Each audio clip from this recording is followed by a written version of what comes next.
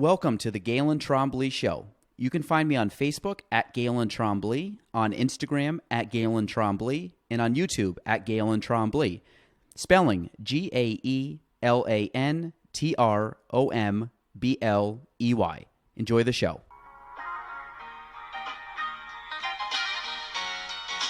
Welcome to the Galen Trombley Show.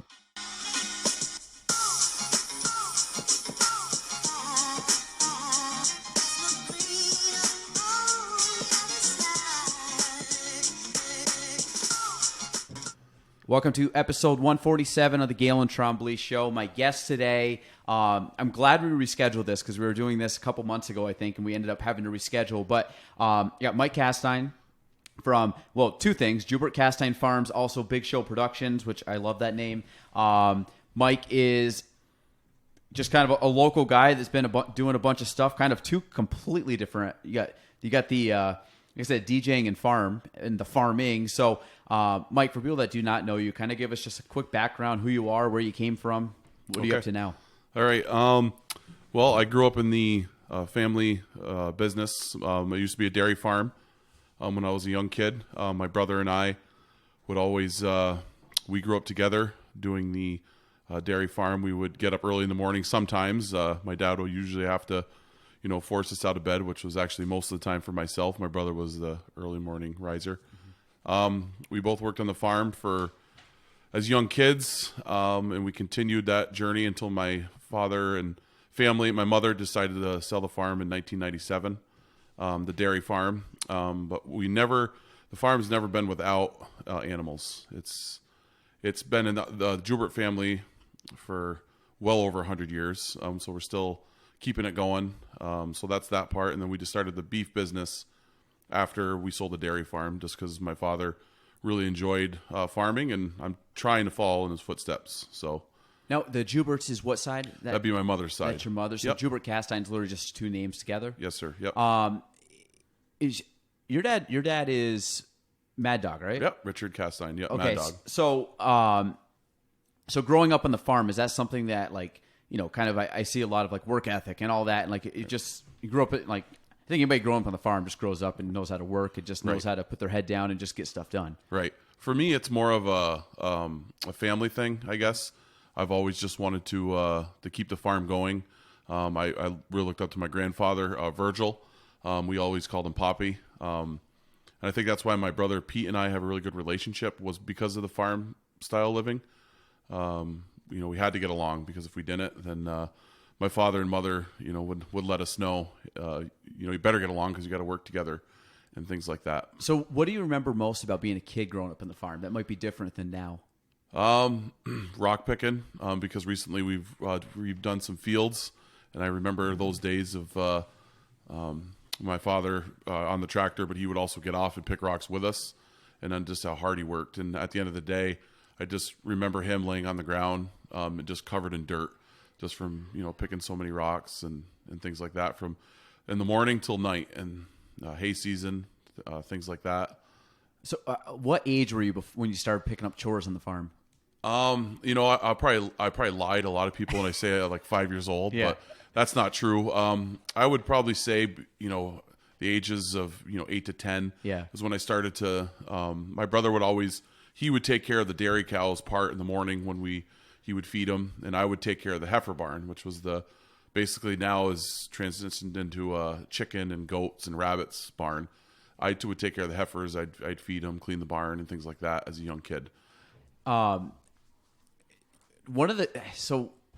I talked to a guy one time, and a good friend of mine, he was talking about like interviewing. He goes, the question you always have to ask people if you're going to interview them is when they got their first job. And I didn't think about that, and it makes a difference. When you really see someone that is driven and has the work ethic, and you ask them when their first job was, a lot of the times it's when they're typically working papers. You might get around 14, like official working papers, but kids were like me, I grew up working at 14, legally on the books, but then you were mowing lawns and doing stuff as a kid growing up. So when you say like 7, 8, and you go all the way back to like, hey, my first job really was about 7 or 8 years old, and I've been working nonstop for 30, 40 years. It's like, wow, like that to me shows a lot about a person when they start at a young age versus some kid that's like college, gets his first job. I'm like, how did you get your first job in college? I've seen kids like that. Like, Right. what did you do in high school? Like, what did Right. you do in junior high? Like, just hung out and played video games or something. Right. So, is that now, with you having daughters are about that same age, are they starting to get out there and do that? We're at a different time, as you know. Things aren't the same as they used to be when we were kids. My daughters and my nephew and niece, being a coach also on the side, I noticed that, certain kids, the type of lifestyle they live is always based on the type of lifestyle they grew up in. And I could tell with my kids and my niece and nephew, they have a little different work ethic and, passion for certain things because they've seen what my wife Renee and I have done, my brother and his wife have done, So, it's I can't say my daughters are nearly what me and my brother were because this is not, we're in a different time. You can't ask my 10-year-old Addison to get up in the morning and say, hey, we're going to pick rocks all day, because we just don't do that anymore. We don't do corn or anything, so we don't have to. Well, I was thinking that it must be a little bit different now than it was back then. Like you said, it's just evolved in technology and just maybe being a little bit more efficient or simplistic on certain things. Right. Beef farming and dairy farming are two completely different things as far as work ethic. Dairy farming is nonstop. I'll be honest with you, I could not wear my father's shoes or my grandfather. It's not. I guess I don't even have the work ethic that they did. It was extremely difficult work, and a lot of farmers out there will say that. Now we live in a time where a lot of farms are bigger. Equipment's bigger, everything's more automated. Exactly. Yes.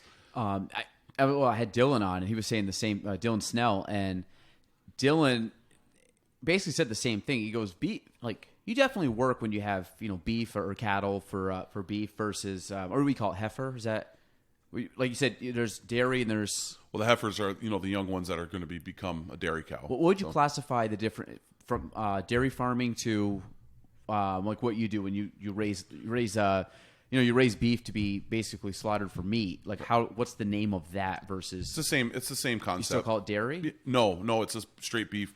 So okay. basically, dairy. There's different. I'm trying to think of the word.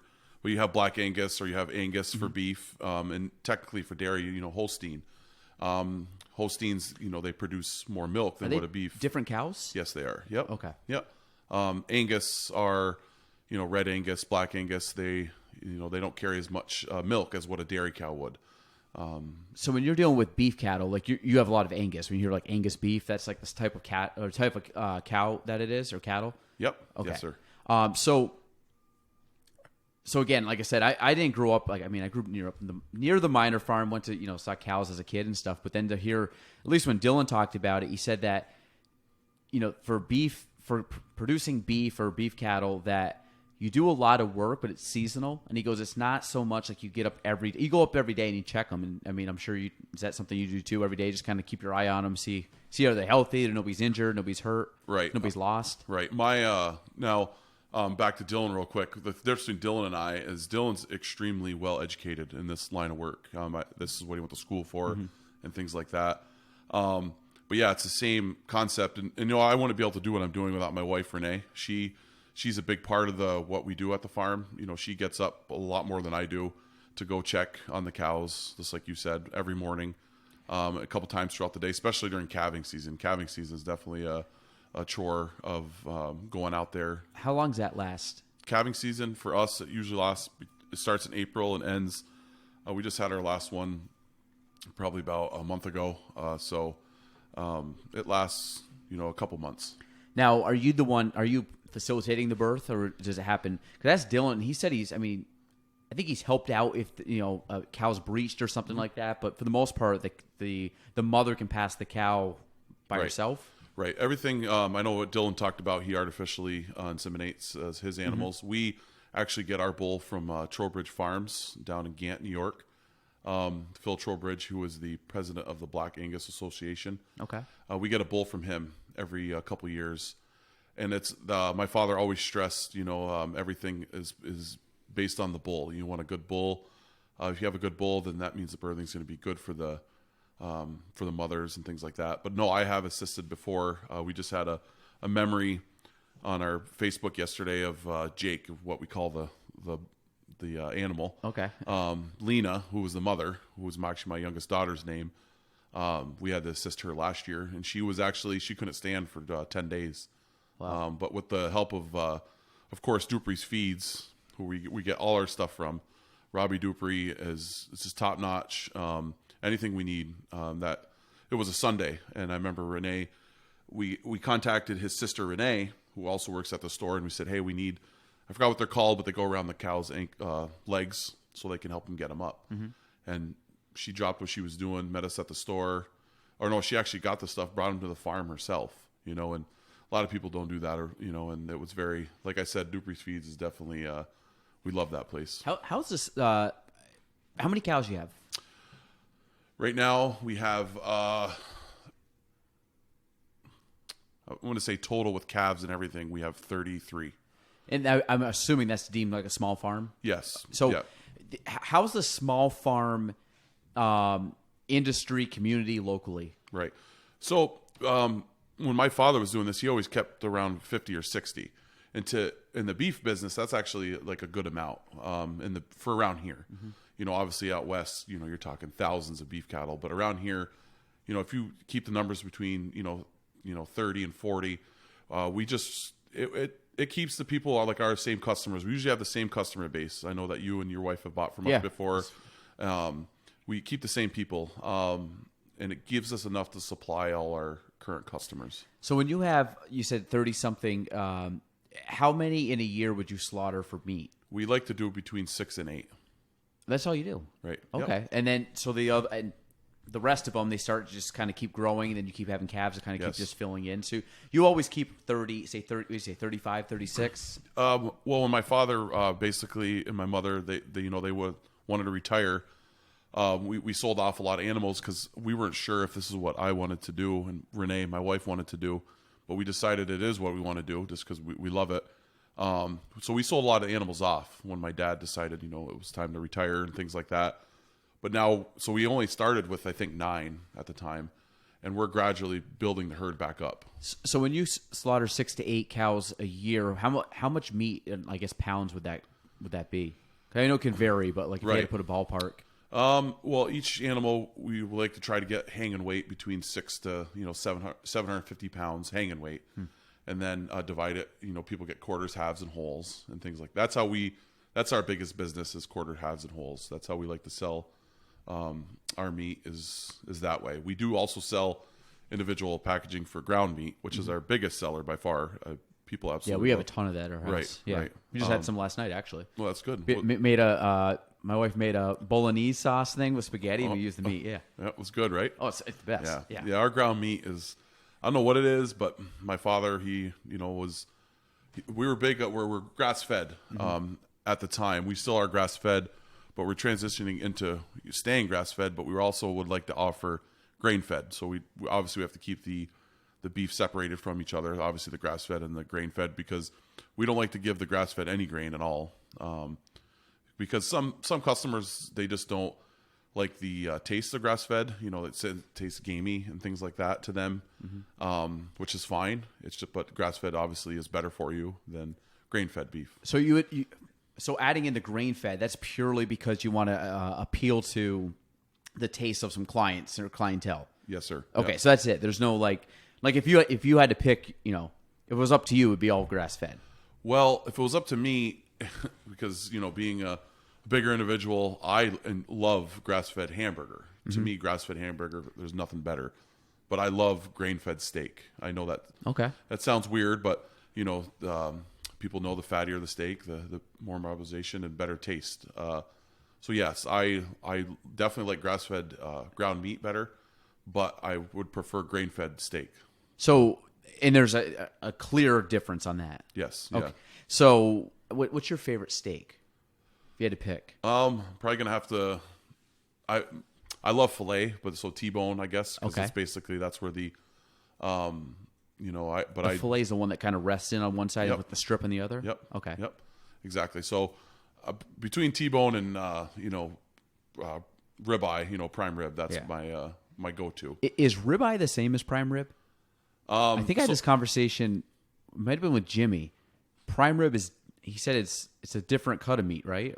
Well, no, but when you can order like when you go to like a slaughterhouse, you know, you go to Tri-Town where we get all our meat processed.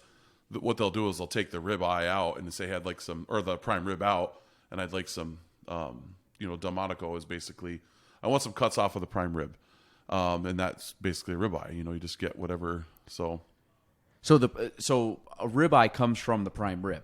Basically, yes. Because I always find, can you put prime rib? I know it's usually not cooked this way, I don't think, but like I typically a prime rib, and it doesn't feel very.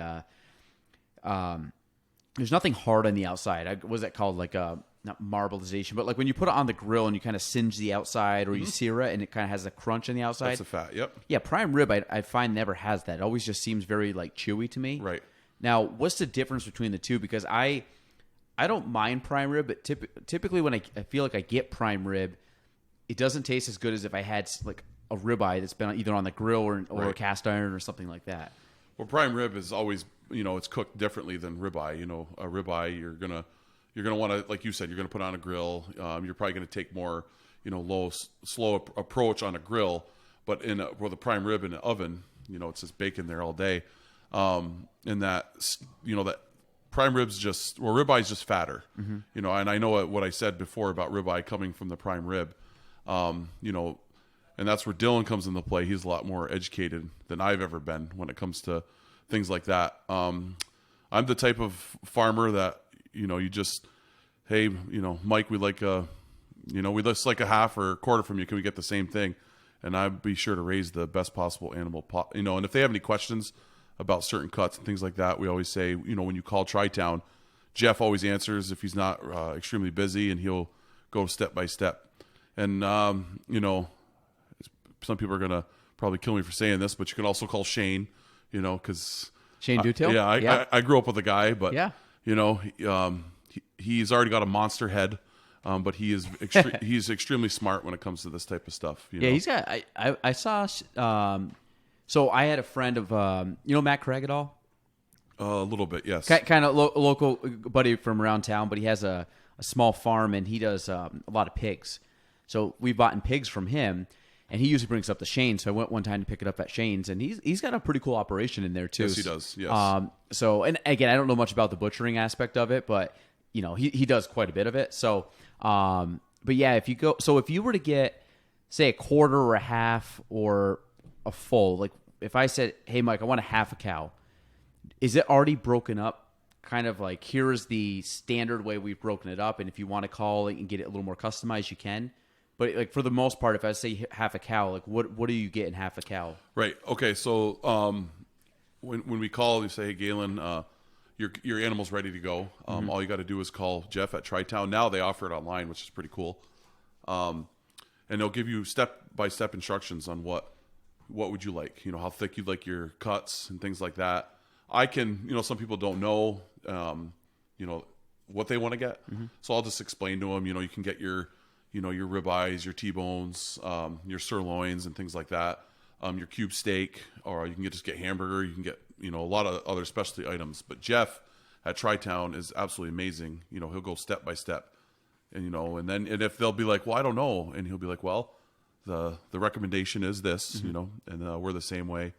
If people have questions, and we'll try to answer them best as we can. So when you get like a half a cow, I mean, are you talking, because you only get so much of each, right? Like you can't just say, I want half a cow and I want 80% of it to be ribeye, because there's only so much portion of the cow that can be a ribeye. So a lot of it, like what's the majority of it? Just like the ground beef that you can make down? Right. So basically, because that's why when we sell, you know, we sell hang and weight. So say if, for instance, you get a quarter of a cow and it weighs 175 pounds, you're not getting 175 pounds of actual meat, because that's just the hang and weight. You know, you got to cut up all the fat, all the excess stuff that you don't want. Does that include bones and ligaments and all that stuff? Yep. Okay. Yep.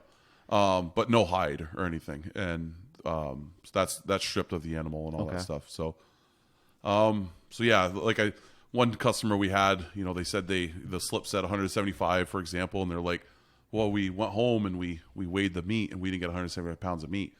You know, we got to explain to them, well, no, because you're paying hanging weight. That's just the going. So if anything you buy is based on hanging weight. Yes, sir. Yeah. Gotcha. So like we typically, we have to get it soon because we're pretty much out of steak. Because I know last time we ordered a bunch of ground beef, which, our freezers, we have a chest freezer downstairs. I got to get a stand-up one, but our chest freezer downstairs, especially when you bring everything over, it pretty much fills up our chest freezer. Right. And the amount of food, like you said, you notice a difference when you cook with it.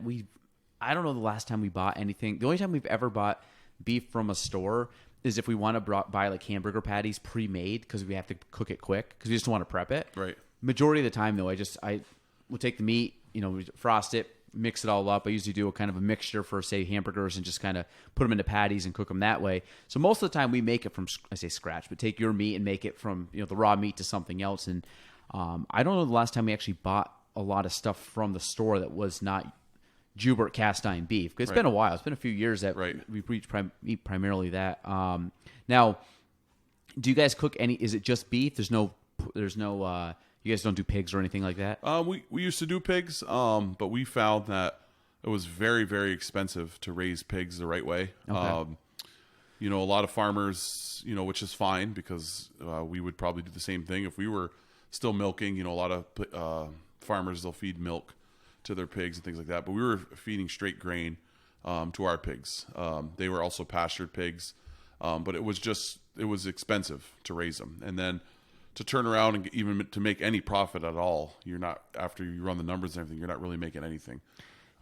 The margins are pretty small, right, in what you do? Right, yes. Because I know that's what Dylan was saying. He goes, if you have a bad, if you have rain that might destroy some crops that day, he goes, that could wipe out most of your profit for the year. And it's crazy how much just hangs on Mother Nature. You hear like the Farmer's Almanac and all these things, but I don't think there's any other industry that's more affected by the weather than farmers. And it's right.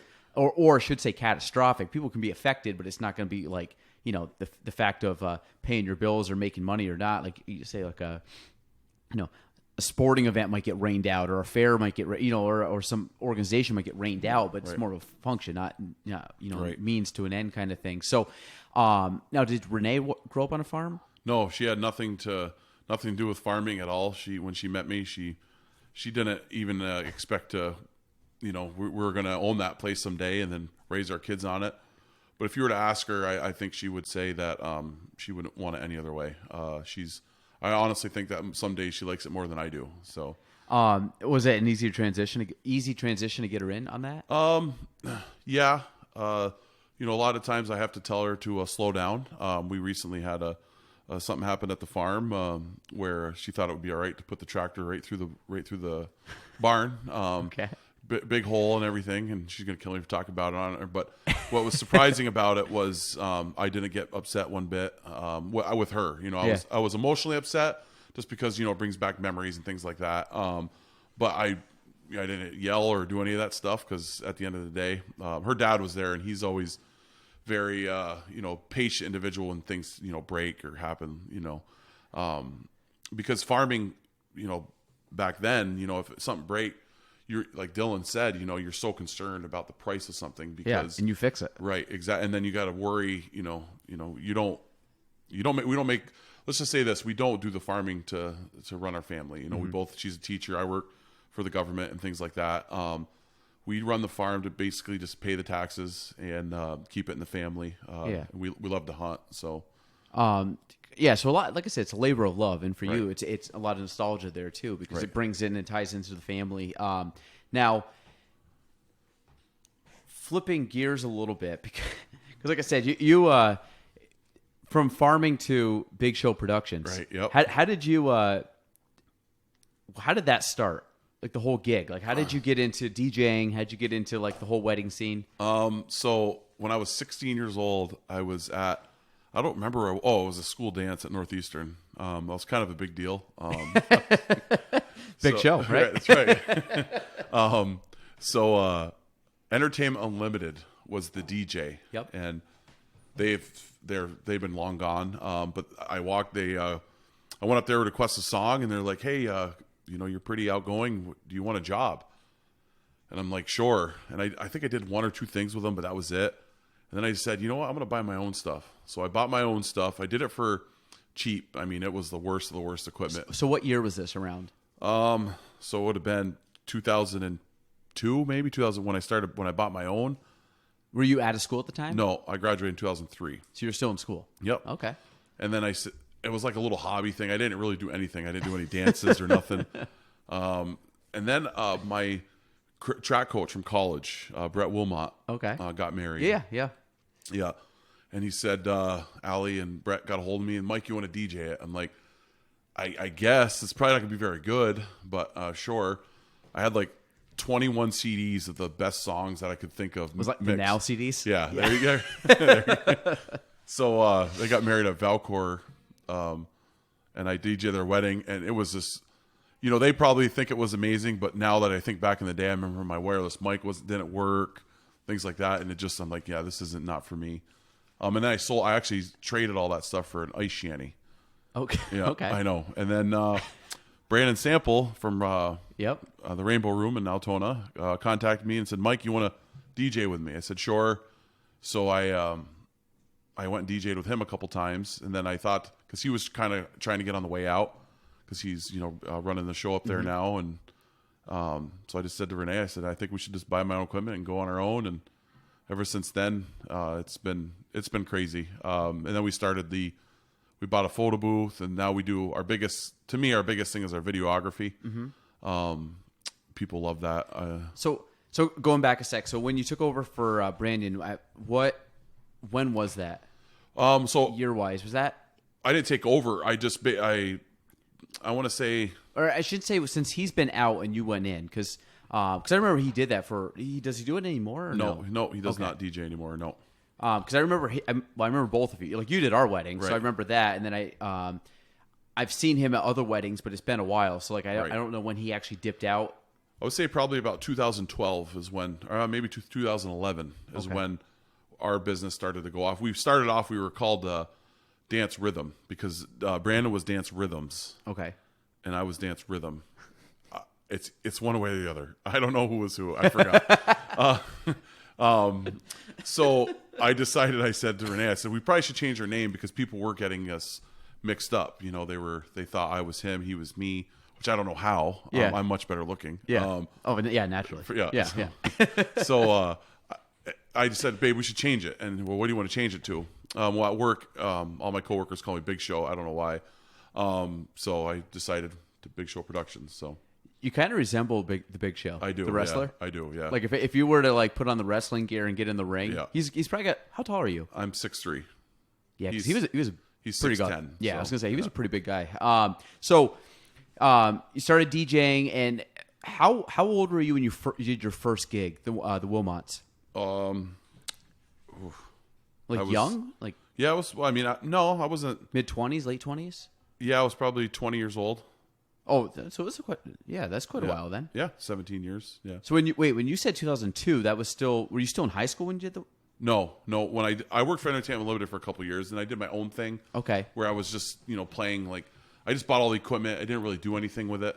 And then when I got to college, and then when Brett and Allie I don't know when maybe they got married in 2005. But you were in college at the time? Yes. Yeah, so you're still pretty young doing it. Yes. Now, when you're DJing, like, what's the mindset when you're there? Obviously, you're like reading the crowd, you're playing the music. Do you have a playlist scheduled already? Do you just kind of wing it based on the crowd? Do you have how do you structure everything when you go into, like, start to finish? Here's a wedding, or here's some kind of, let's say a wedding, keep it easy. You're at a wedding, like, how's that whole start to finish entail? Like the prep work, the deciding on songs, deciding on playlists, deciding on the vibe, deciding on the lights. Every wedding's different for us. And I've learned from some really good DJs around here. Randy, Kevin, Skippy, Matthews, when he used to do it, Chris Washburn, I've been looking at a lot of his. He went to PHS. So I've watched a lot of his videos, and things like that, but each wedding's different. When we show up, we care like a lot about what's going on. We want everybody to have a good time. So yeah, if we see the crowd isn't, involved in the music we're playing, we find the right song and the right, structure, and then we'll continue that. We'll stay with that, and we'll keep going until we find the right, what's going to work for that day. If we start playing a couple songs and nothing's going on, especially around here, because we have such a short summer and spring. So we always have two people DJ with us, because I feel having two people is very important. One person to basically run the microphone, which has been lately Jason Borey. He's been doing great, yeah. Unbelievable. Yeah, I think he was with you at our wedding. Yes. Yeah. Yeah, and he's I love that guy. Did you go to school with him? He went to the same school, but he's don't yell at me, Jason, but he's a lot older than I am. Okay. So I thought so. When you said 2003, I'm like, I think Jason's a little bit older than that. But yeah. Yeah. But he's amazing. Yeah. I don't mind talking on a microphone, but I do get nervous. Jason, there's nothing that phases that guy. Yeah, no. he's great. And he's hilarious. He gets the crowd going. So yeah, anyways, a lot of people like to hang out outside in the beginning of a wedding, especially depends where the venue is and things like that, because we have such a short spring and summer. They haven't seen people in a while. So sometimes some of the people that work for me, including myself, would be like, oh man, nobody's dancing, but be patient. We just had a wedding 2 weeks ago in Chazy at Vesco's, and we're like, oh man, but it was beautiful out. People were playing cornhole, things like that. I said, it's not gonna be a big deal. And we ended up staying 2 hours later because everybody was having a blast dancing when it got dark out and things like that. So you got to go by the crowd, but at the same time, you got to see what's going on. So do you have a playlist set prior, or do you kind of like, in my mind, I would look at, if I knew as like who the couple was that was getting married, and kind of knowing the age, kind of knowing the vibe, kind of maybe knowing their friend group or kind of the general idea. Like if you got someone that, hey, this guy maybe played on a sports team, is going to have a lot of guys that play, soccer or lacrosse or something. Or, hey, I know these people, they're a little more reserved, a little quieter. Do you base music off of that? Or is it like... We'll send a list or a form out to all the couples, and we'll say, hey, and it has all the genre. It's actually a list that I think Brandon Sample made, or a form, and it tells us basically what kind of genre they like, and go like that. And then we also say, if you want any other songs played, just put it on this form, and then that can give me justification on what they would like. As far as playlists, the only playlists I set up are the like the ceremony, the special dances, the intros, things like that. As far as music goes, we have files on our computers, hits, things like that, where we can just click on it and it gives us all the top songs that are playing, and then you just kind of kind of like, I guess, build your own kind of playlist for the night. Yes, exactly. So are you keeping up to date on like obviously the current music? So because of COVID, there was a big break. Yeah. And so that's been a kind of downfall. And I don't know if it's just because I'm just getting older, but music is just not good like it used to be. Yeah. It's just TikTok's kind of taken over and things like that.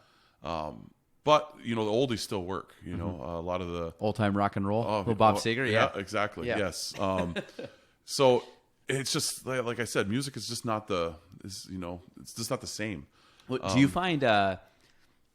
Is there times you play music where it might be like a trend music? It's not really like when you say like TikTok, or you take these things that I remember. There was a couple videos that went viral where the song was used in like clips, and everybody did it to the song, but it wasn't necessarily a hit, or was an older song that came back. Do you sometimes pull those into the mix if you know they're kind of like pop culture, they're relevant right now? Yeah, absolutely. That'd be something like I look at like the newer music. I'm terrible at new music. I'm actually terrible in general. I don't keep up with current events. If you told me right now, name me one top 10 song in America, I couldn't do it. And I just don't listen to it. So like I listen to the same music over and over again, which is the stuff I went to high school with, right. And I kind of, now I'm starting to laugh because when we were kids, as I'm sure your parents were, they listened to the music they grew up with, and then they're listening to your music, and they never listened to the new stuff. And there was always like I grew up with the music my mom listened to as a kid, because that's what she always had playing. So I'm very pretty knowledgeable of like the 60s and 70s, and then the 80s I was terrible, early 90s terrible. And then I started getting into music, and then it stopped about late 2000s, and then it was just kind of that was it. Right. Like 2010 2020. I mean, I might like you played it, I'm like, yeah, I've heard this song before, but I couldn't tell you who plays it or sings it, or but yeah, it's just funny how like music, you kind of find your niche. You just stay in that lane for years. Right. A lot of people, they think just because I DJ and they're always, especially at work, they're like, hey, what's the name of this song? I don't know. You know, I play thousands of songs. You're asking me to, you know, I'm not, my father is extremely smart. Like he would probably remember, you know, everything, but me, you're asking the wrong person. You know, that's why Ryan Kerner, when he worked for me, he was he knows more about music than anybody I've ever met. And he's he's younger, you know? So yeah, I get what you're saying as far as, you know, the time. It's just things have changed. I know we're not that old, but music is just not. It's just not like it used to be. Let's just put it. But that like way. if you had like a top 20, like you could go on and find the top 20 list and just kind of listen through them and be like that one. Because you could get like a top 20. Like there's no way I'm playing this at like a whether the the lyrics or whether the just the overall vibe and music. Like sometimes it's probably some rap songs you're probably not going to play at a wedding, like a big dance wedding. Now what about the do not play? Like I remember when we got married, Gina. I didn't fill it out because I'm pretty lenient on what gets played, but there was no country allowed and there was no dance, like line dance songs, like Macarena. She wouldn't want like songs like that. So do you get people that are similar to that, or do you get people that are? Does anybody just say play whatever you want? We don't care, or only country, or only? I would say that 75% of the weddings we do, they trust us. Okay, but I do have 25% of the weddings. They'll put no chicken dance. And then I always have a person, of course, it would happen at this wedding. A person will come up saying, hey, can you play the chicken dance? My response to everybody is I don't have that song. And they're like, how could you not have the chicken dance or the electric slide? Yeah. Just because I'm of course I have those songs, but it's just, I have to definitely talk to the bride first before I decide I'm going to ruin my reputation by playing the chicken dance. So do you, have you ever had people like get mad at you for not playing a song? Yes, I remember it like verbally upset, like maybe a couple too many drinks in, and all of a sudden you're not playing like I don't even know, like Rihanna or something. Right. You're like freaking out. Right. I forgot the name of the song. I can't believe I'm forgetting it. Ryan would remember it because it happened to Ryan. It was years ago. The bride put on the forum, "Do not play this song." Crazy. I don't know if I could say that word on this or not, but Buck Cherry. Yes. Yeah. There you go. Yeah. Oh, you can swear on it. Okay. Crazy Bitch by Buck Cherry. Yeah. This guy comes up. But great song. Wild. Right. But the bride put "Do not play" that song. She had a list of like 20 songs, and that was one of them. Yeah. This guy kept coming up, older gentleman. He kept saying, hey, can you play Buck Cherry, Crazy Bitch? And Ryan's like, no, and tried explaining to him. But he did not quit. He kept coming up. And you told him this was requested not to play by the bride. Right. Ryan did, because I was busy doing something else. And then the guy started getting a little mouthy with Ryan. So at the time, then I've returned to basically the guy requesting. And I said, listen, man, we're not playing the song. And then he just went off on us, and this and that. And it didn't bother us because we knew at the end of the day he was having a great time, and it is what it is. But that, honestly, I think that's like the only time I can remember where people were, of course, everybody, it doesn't matter if you're the best DJ in the world. You're not going to please everybody. Yeah. It's just not, it's not going to happen. You're lying to yourself if you think it is. To me, I'm the type of person, as long as the bride and groom are happy and, obviously the parents and things like that, and people did have a good time, I'm all right, with a couple people, being upset. Well, I think music, like when I really think of a wedding, like the main thing you think about is like people, music, drinking. Like I not like drinking to excess, but like just the amount of just like, you just want the party stuff. Like the food, it's great, whatever. They always like, typically that's like the mother or father of the bride. Like, how was the food? Like, I'm like, oh, it's great. But like at the end of the day, if you're going to like really go to a wedding, most people are like, they want the party, they want the dancing, that's where it's all fun. So like that to me is, you have a good DJ, you have good music, they control. If you got a wedding that's 4 or 5 hours, you control a majority of that, because especially when it gets later in the night, when everybody goes to the dance floor and you don't have the ceremonies, you don't have the mingling, you don't have the cocktail hour, and it really just becomes everybody's in one spot hanging out, typically at the end of the night. And those are your people that are having a good time, because they've stayed to the end and they want to party. And like you guys are basically the maestros of that whole scene right there. So I always find that music is so important, and especially now I guess talk about the MC portion of it. Okay. How does that work with the music? Right. So that's why basically I brought Jason aboard a few years ago now, is because the MC to me is the master ceremonies, but they run everything. They run the show. You know, the DJ. You can have a wedding without a photographer, without a videographer, you know, without a photo booth. To me, you cannot have a good wedding without a decent DJ. It's just not, and that's why we have two people. Like, I don't know how some DJs do it where they can do it by themselves. You know, that's amazing. You know, I look up to those guys. But to me, I like to have two people there because I want somebody to focus on the MC part of it, so they can keep the bride and groom are there to have a good time. They don't want to know, hey, when am I going to do the next dance? You know, when am I going to do this? When am I going to do that? That's what our job is. And then, so the MC, they just keep things rolling, make sure everything's on time, you know, because we got to go by when dinner is and things like that. So yeah, that's why the MC is very, very important. So, because I would say it's kind of like back in the day when you had like you had the DJ and you had the MC, like, you know, and right. You know, the back then it was like the DJ was one person, but I always feel like the MC was kind of like running everything. Like right. they're basically the person calling the shots, kind of almost like you know, kind of like basketball, like the point guard. They're running the tempo. They're running, or center midfield in soccer. You kind of running the, you know, what everybody kind of beats around. So you get a guy like Jason in there.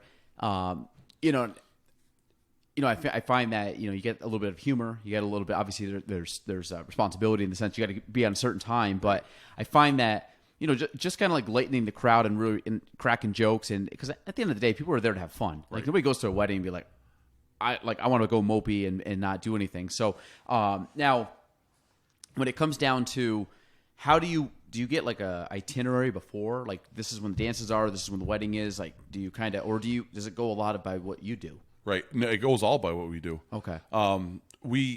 So that form we send out, it's a few pages long. That tells us, you know, we ask what time dinner is and things like that. We're basically going on dinner. Okay. So if a ceremony's done, we go to the photographer, the DJ does, and say, okay, you have this amount of time to take pictures. We need them back at this time. So say dinner's at 6. We need the bridal party back at 5:15. So we need to do intros. We need to do the dances, you know, the first dance, all that stuff. And we also need to do the toast before dinner comes out at 6. You know, for some reason the speeches take longer, then, you know, it's on us, you know. You know, if the food's late, then the venue's coming to us saying, hey, we got to get this food out. You know, so that's why everything runs off what the DJ is doing. And if you're just a DJ there that's just going to go press play, you know, you should rethink about what, you know, your line of work. Because to me, that's like the easy part. Anybody can press play. It's the people like Jason or Ryan, you know, that work for me. You know, my brother's doing a wedding this Friday for me because I know my brother is extremely, you know, by the book. You know, he'll make sure everything's good. Yeah, if everything revolves around the DJ, it's very. Even the photographers will come up to us. When's the next thing? When's the next thing? You know, Renee is always asking me, when you guys gonna do the cake cutting and things like that. You don't ask the venue those things. You ask the DJ. So DJ is very important. Is Renee all the weddings or no? She's if she's not at the wedding that I'm doing, she's at another one. She is. Yep.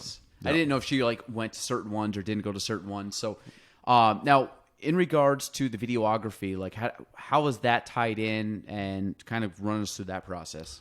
So we got married. It'll be 14 years this year. We had videography at our wedding. When I got in the DJing, when it started to get big, I said to her, Renee, we should. There's not a lot of videographers in this area, so I'm like, we should consider getting into videography because you know, it's good. It's good profit and things like that, and we love our video. You know, I can look at it, watch our video, and say, oh, you know, I used to be skinnier. You know, or it's sentimental things like Renee's grandmother was in our video. Yeah. You know, and that was like her best friend. So for her to see her in the video, you know, it means a lot to her. You know, and we always tell couples, you're only going to get married once, you know, hopefully. And, you know, you always have this video to watch and things like that. So that's why we got into the video part of it. We just finished one, and I keep watching it because it means a lot to us when we see, you know, what comes, all the hard work that Renee puts into it. Our editor, Josh, Ryan Wood, because he also does video for us. It makes us feel good when we see the finished product. How many cameras you have rolling? for that. That's another thing with us. We always offer 2 shooters when it comes to it, most of the time. Sometimes we can't. If we got to send Ryan to another wedding, and then Renee, but Renee's done numerous weddings by herself. But we like to have 2 shooters going. We always have 2 cameras going, no matter what. If it's putting one on a tripod, and then Renee going around, or Ryan, getting, the shots here and there. It's it's a long day for both of them, but the editing part is what is the hard part. Oh yeah, for sure. I've done some. I've edited some videos. I have to do another one probably the next week or 2. I've spent 3 hours on a 1-minute video. Right. And people wonder, but I'm like, when you're trying to find the right music, you're trying to find the right, just the right transitions, trying to cut certain things, trying to, if you got to redo any audio, like maybe voices, there's a whole. I would say the filming versus the editing. The filming it's almost like an iceberg. Like the filming's the tip of the iceberg. The editing's all underneath. You don't see it. It's all the back end stuff, and then you get this like absolutely perfect finished product. How many weddings do you guys? You can run 2 a day. So when Ryan's home, we can, but we're getting away from that because Ryan is he's been an adult for a long time. He reminds me of my oldest, Addison. He was very, I know I'm kind of going off subject here, but he was, at the age of 18, he was acting, like an adult. I could go to that kid for anything. What's his name? Ryan Kerner. Kerner, okay. Yeah. I said, Ryan, hey, I need you for this. And he was there. So when Ryan's home, I could send him and Jason to go do a wedding. And then I would do a wedding and I would have somebody else work with me. But now Ryan's at chiropractor school and things like that. We are no longer doing double weddings. We do have one this Friday. But that was just because of COVID wedding reschedule and things like that. So how many people are on staff or on call, I guess, if you need them? We have, so you got myself. Including you and Renee. Renee, Jason, Ryan Kerner, so that's 4. Ryan Wood, 5. Kayla, who's our photo booth girl. Okay. That's 6. Justin Sample was working for me for a little bit. Yeah. Another good guy. Great guy. Yeah. He's probably the funniest out of the whole. Jason and I have been pretty funny lately. But Justin, he definitely is. Justin MC too? No, definitely not. No. He'll MC. He only grabs the mic if somebody's like pushing on a speaker or something like that, and he'll let them know, "Hey, get your hands off the speaker." So and then Jim Reisdorf. I don't know if you know Jim Reisdorf. Yeah, he just started working with us also. He just did his first one. Mike Peck, a guy I work with. Okay. My brother Pete, Ryan's brother Caden. Kerner's brother. So Caden, close to 10 people. Yeah. Wow, okay. But I would say that the only Jason, myself, Renee, Ryan, and Kayla, and Ryan Kerner when he's home are the only ones that are working almost every single weekend.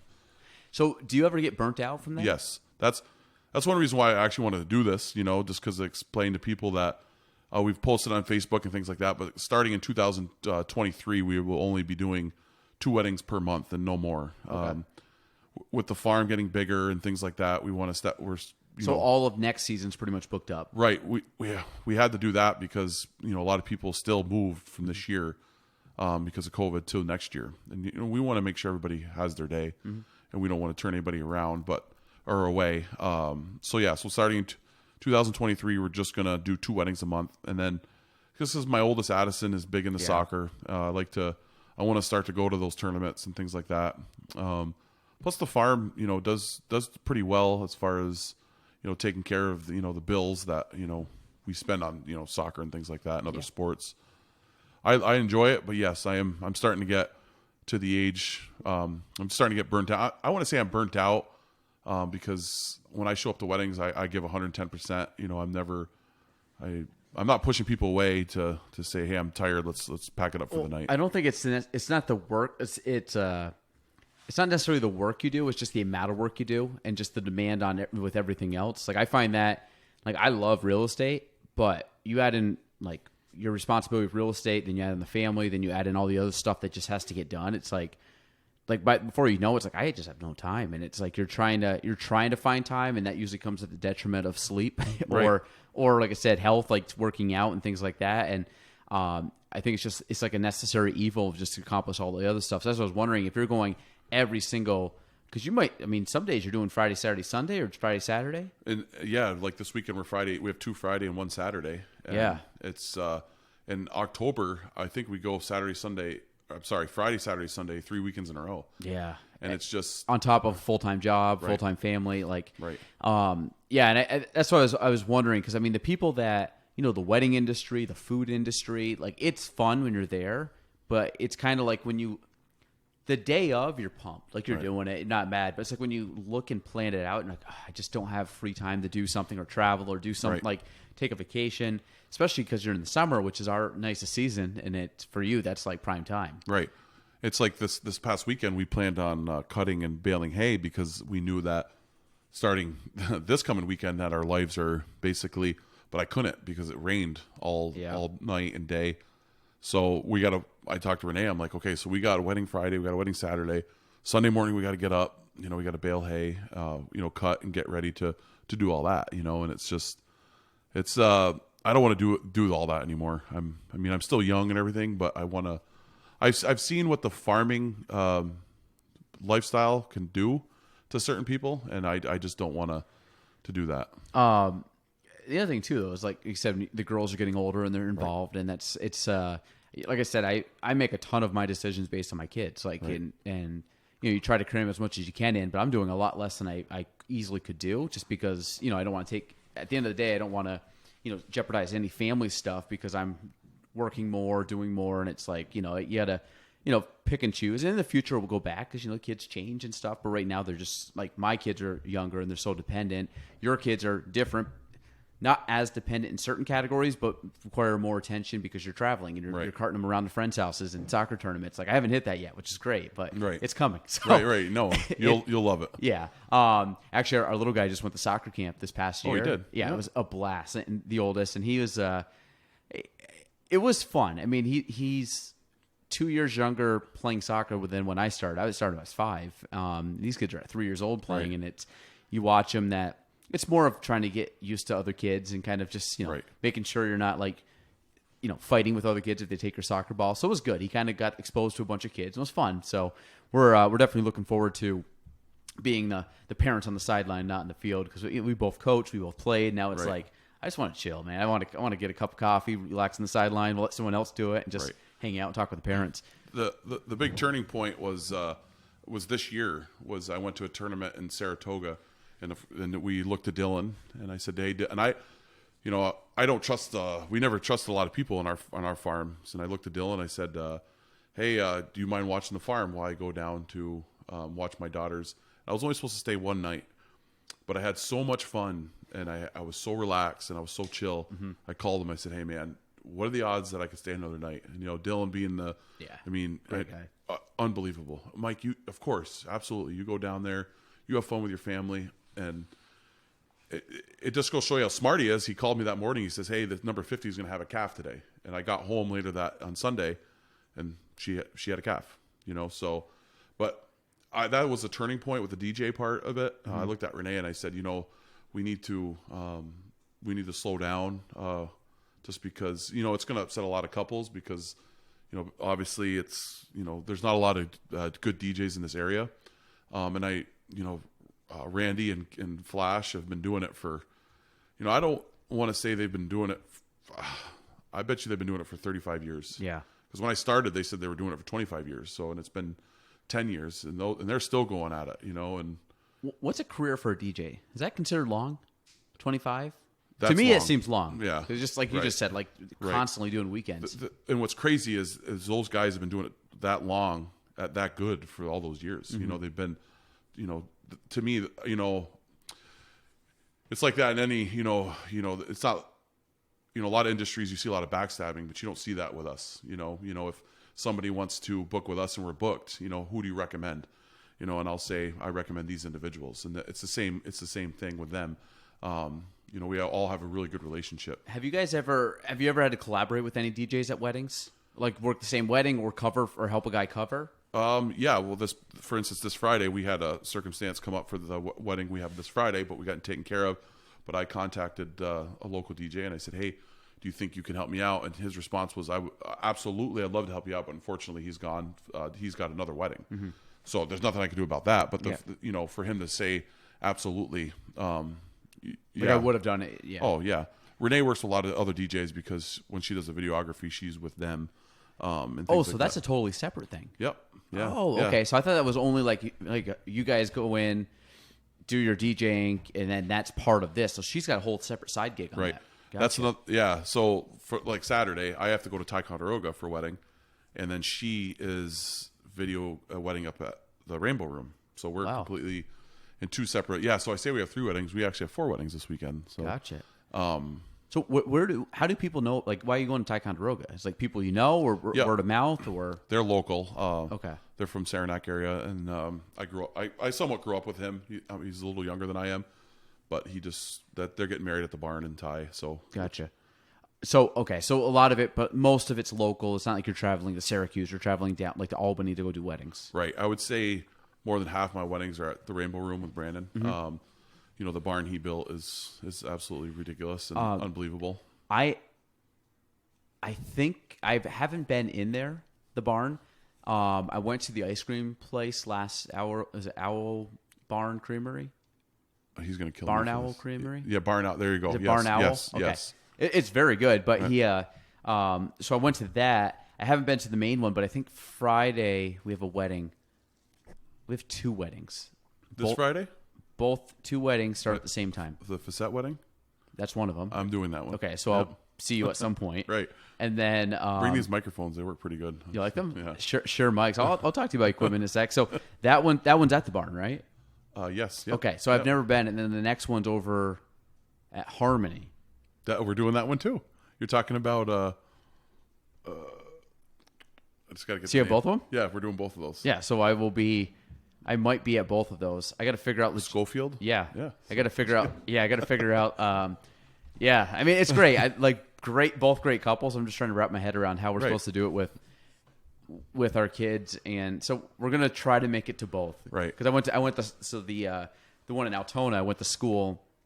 The bride of that one, I've known since I was 5. So I went to school and and then the one at Harmony, I also went to school. They're actually both Chazy Seton weddings, which of course my wife loves because she was a Seton girl. So, but then so we just know them. But it would be a lot of fun. But yeah, so I'll hit up both of those. So, Right. But I haven't been to the barn yet. But I've wanted to because I've heard like obviously great stuff, and I know Brandon and his family just like just how good they were like with everything. Like they having seen so many things at the wedding venue. I think he's on my list of people to get on here. I know we keep working down through a list of people, and he's on it somewhere. So we'll try to get him Right. on and kind of pick his brain on the wedding venues and running stuff. But so you find that you're up there mostly just because you grew up there, you got kind of a really tight sphere? Yeah, Brandon and I, we've been friends for many years now.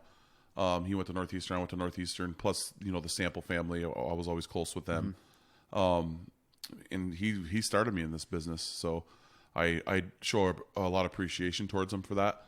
So when I love every venue, I don't say bad things about anybody. It's just not in my my mentality. But when people do call, I'll recommend going from here. And if he's booked, we got a new barn going up in Scholar Falls with Steph and her father. Yep. Rustic Pines, I think. Rustic Pines. Yep. Yeah, that's cool looking too. Yeah, it's beautiful. I know there's another barn. I don't know who the owners of that one, but there's one in Ellingburg now, and things like which is making me happy. I love the barn style. I think it's really cool. But I get along with the Harmony staff. I love them there. Adirondack Room. I mean, I can go on all the venues. I don't really have a bad thing to say about any of them. Do you prefer a small, intimate venue or a big venue? So, like when we just did the one at Vesco's a couple weeks ago, we loved it. It was just small. We ran the deck. Yeah. Okay. Yeah. It was just your. We absolutely loved it. But we do like the weddings with 500 people. That's pretty cool too. But Is that your biggest wedding? 500? 517 was my biggest. That is wedding. insane. Right. Where was that at? That was at Peck's.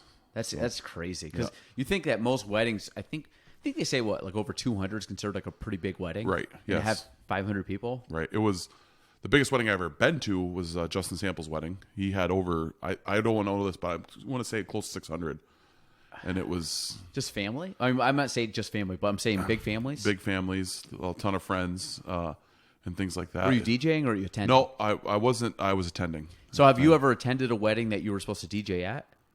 Nope. No. Meaning, like, I mean, like, you and Renee go to a wedding, but they also book you and the other guys do the DJing where you're just at the wedding? No, because I'm the type of person, like, if I'm there, I'm going to want to make sure it's perfect and work, which is crazy because the guys, you know, like I was a little stressed about Friday because Ryan was supposed to be home to DJ the wedding for Kate. Yep. But unfortunately something came up, and it was a really good reason. So I was nervous at first, but then Jason, you know, calmed me down and said, hey, don't worry about it. Because my brother is we're going to meet there Thursday night. We're going to go everything. So I won't stress as much.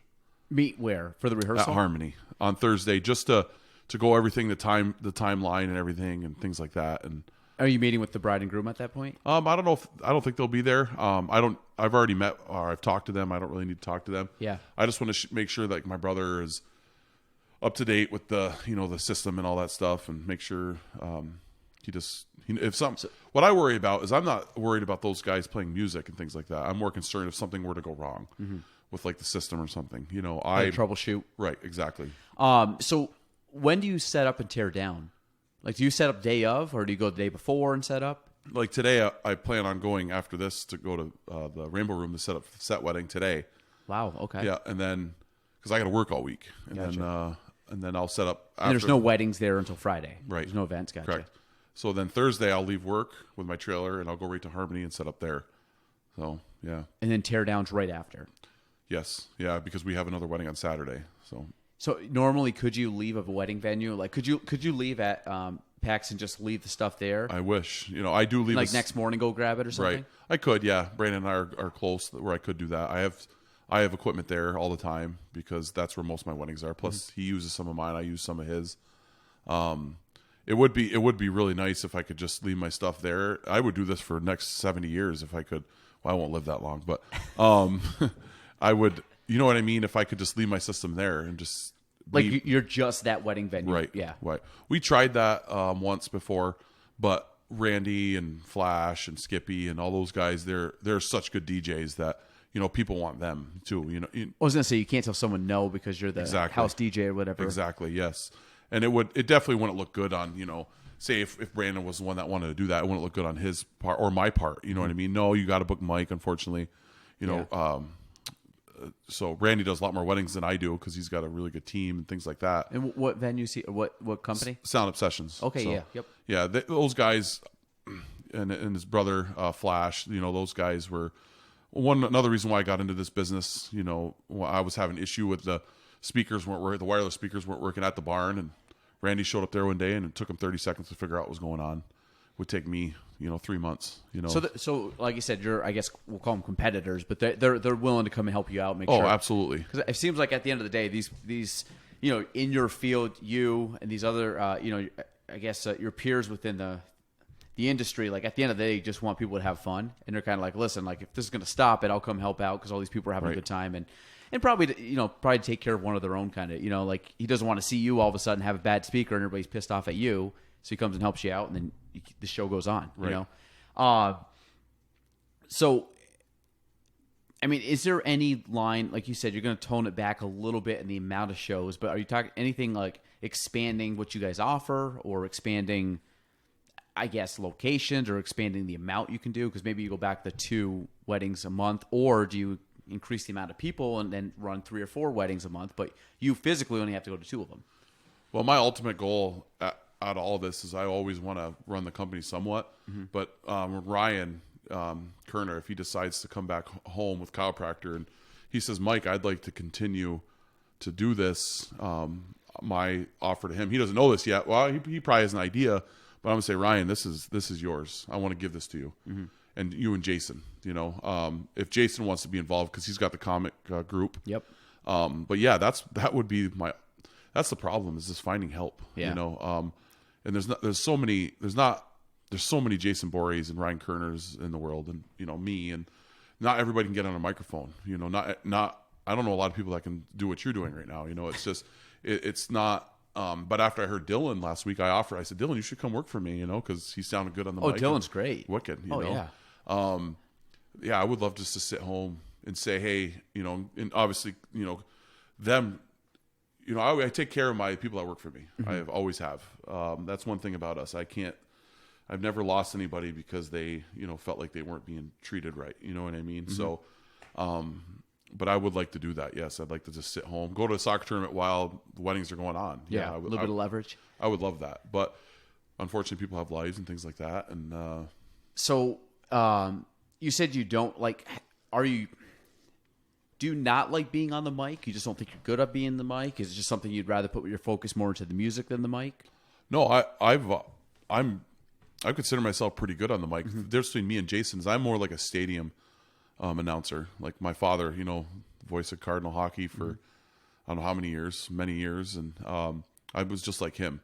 But I'm not as smart as he was. So when it comes to like reading names and things like that, I wasn't as suffice as he was. So I'll sometimes spend an entire week at work reading the names just so I can get them. Looking at phonetically how to say it. Right. Like Gillespie, when I did his wedding, you can ask Ryan, it took me a good year to get his name right. Like Gillespie? I'd be at other weddings and I'd be like, Gillespie. And he'd just start laughing. I'm like, is it right? And he's like, yes, it's right. And I used to say like Gillespie or something like that. And it was just, and the thing is like when Jason tells a joke at a wedding and nobody laughs, he comes up with another joke to make him laugh. I couldn't do that, So it's not that I don't like talking on the mic. It just relieves a lot of stress for me. I do have pretty good anxiety and things like that. So, when he's doing it, it makes the day go by smoother. We have a lot more fun and things like that. But for like Friday, you'll be at the wedding on Friday. Yeah. I got to be on the mic. No problems with that at all. So it was. I find that, like you said, you get anxiety when behind the mic. Yep. Yeah, I find I get that too. This is not hard at all. Like, because it's just you and I talking. So I always like, will people hear this? Absolutely. But like at the end of the day, when I'm just sitting here talking to people, I don't even think. I remember when I first did this. So this is 147. So episode 1, I remember like thinking like people are going to hear this, and it lasted for about 10 minutes, if that. Not even that. Maybe 5 minutes. It was Matt Craig was the first one, and then the second one, well, actually Meg was just here by the time she was number 2, it was easy because it just at that point I got like in Matt's first one, I just got to the point where I'm like, I'm just talking to someone I know, and it's easy. Like, but when you get behind a mic and people are hearing you and you're on the mic and talking and hear it amplified all the way around, you're like, man, this is like live right now. Because this, I mean, I can edit this. I very rarely do. So it's, but I remember a couple years ago, it was a bridal show. So Steph Damaris and Anna Hewitt were putting on or helping run this bridal show for Taylor Rental Party Plus, and it was weird because they had different people that were supposed to go read stuff up on the stage. So they had DJs pretty much going and announcing, whatever it was. Like, these are the sponsors, these are the vendors, these are whatever, and they're like, hey, will you do it? And I'm like, sure. Now, my experience was about 3 months of podcasting, right. So I had like absolutely no experience on it. And I'm like, yeah, whatever. I'll more so like not that I felt confident doing it, but more of it's just like they asked me. So I was just like, yeah, sure. Of course I'll do it. And I was like, shit, now I got to like figure out what to do. And then by the end of the night, something happened where like I don't know if I say a DJ, but somebody didn't want to do it. Somebody ended up like leaving early. And then another person, whatever it was, I ended up just like announcing the entire ending of this bridal show. So I was sitting there talking, giving out the prizes, like up on the stage, like no booze. Like I was like, man, I gotta be like drinking up, because I mean, at the end of the day, you're talking in front of all these people. I don't know any of these people. I mean, I know some people in the crowd, but not a lot. And I have no clue what I'm doing. I'm completely winging it, because literally I just like showed up for like our business at this bridal show, and then all of a sudden I'm up on the stage like basically emceeing the last half of it. And there's some photos there pretty funny because I can see Steph and Anna like looking at me, kind of like wondering like, is like, he's good, right? He's gonna like, and I'm sitting there like talking, and I'm like, I don't know what I'm doing, but we totally winged it at the end, but it worked out good. But like the anxiety of like standing up there with a mic in front of a lot of people, like I want to get up and sing. Like your father sang in front of a bunch of people. Right. Did you ever can you sing? No. Okay. No. My wife says I can, but no, I cannot sing. Not anywhere. I got. It's kind of like your kids. They're gonna have big shoes to fill with when it comes to soccer. It's kind of like with me. Definitely my wife. Yeah. Right. I'm gonna have big shoes to fill with singing. It's just not. That's just not gonna happen. So, did your dad just sing for Plastic State? Didn't he sing? He sang national anthems all around, right? Well, so he used to sing the national anthem, and he did the Canadian national anthem at the Cardinal hockey games. I don't know exactly how many years it was, but it was a lot. But he also sang at weddings, funerals, things like that. The last time he sang was actually at my wedding, so it had been 14 years ago. Really? Yeah. What did he talk about that? Like, just second nature to him. Right. Especially the Cardinal games. I just remember him as a kid, like, singing up Right. there. And it was just like this big, powerful voice. Right. Yeah, he's just growing up on a farm, riding a tractor and things like that. You're always just, you're doing something, and singing was definitely his thing. Kind of that and softball. So pitch softball. Yeah. Yeah. So he just sang around the farm too? Yeah, just doing chores and just... Yep. Sometimes you hear him coming up on the tractor and he'd be just singing the same along. voice, that big voice? Oh, yeah. Yeah. Wow. Because, I mean, he was one of those... When people talk about, was it Rocking the Rafters or whatever? Like, Yep. You could feel, like, the vibration when he was singing at Cardinal games, especially back in the old days when they had the old bleachers. Yeah. And everybody was, like, packed to the gills in that place. Like that. Right. I just remember some really... when I had Steve Moffat on here, I was talking to him about that. Like, just the amount of people that they used to pack in those games. It was insane. And of course, I just remember him just, sitting in that upper deck, just like, especially when he did the Canadian, which was pretty cool. Right. Yeah. A couple years ago, Steve contacted us and asked if he'd be interested in coming out of retirement and doing it. The agreement was that I was going to do some games also. And to sing? No, to announce. Oh, okay. But I had no intentions of doing any games because I don't know if you've read some of those names that, he's got to read. There's no way in hell I would have been able to. Yeah, because he did all the announcing of all the starting lineups. Right. And, there's teams from, Saskatchewan and Germany and things. I couldn't do it. And I purposely did that, though. And I don't know if he knows this, but I did that because I wanted him to get out and get back out there and doing the announcing again. He did. Yeah. I didn't know that. Yep. It was before COVID. It was the year before COVID. So that was, he actually came back. And he was singing too? No, he won't sing probably. Singing's, not a thing anymore. If he sings, he just sings at home and things like that. He doesn't, it's a nerve thing, it's just, he hasn't done it in so long. He's singing national anthem, I don't know how many times, and he always had the words in front of him, from the time the first day he did it to the last day he did it. Wow, okay. Cause it's just a thing. And, but I just remember hearing from fans, they were so happy that he was back doing the Cardinal games because, it made the atmosphere that much better. And he did. That's kind of the voice I have when it comes to weddings and things like that. Who's the old announcer for the Yankees? Oh, he would definitely know the answer to that. You know what I'm talking about, though? Yes, I do. Talk about the one that, Derek, that guy, Derek Jeter. Yeah, when you get up and be like, number 2, and then it'd be like, Derek Jeter, number 2. Yeah. And I was always like, why does he say it twice? But it's so iconic that I remember Derek Jeter's last game. He was the only player they kept that original announcement for. So everybody had the new guy, and they just play the tape for him. It was like such an iconic thing that you're just like, God, what the hell's the guy's name?